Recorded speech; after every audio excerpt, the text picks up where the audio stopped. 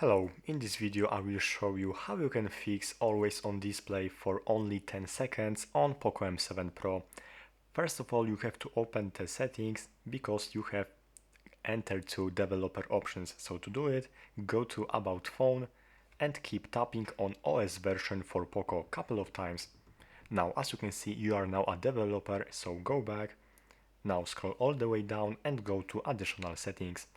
Here you are able to find the developer options. Open it and now scroll all the way down, and here go up a little bit, and here you can find reset to default values in autofill section. You have to tap on it a couple of times and now you will be able to see turn on system optimization.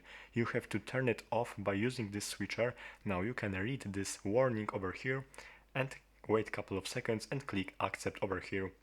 After that, let me lock my phone, and now from now always on display will be shown here forever. It will be not gone after 10 seconds. It will be shown here forever.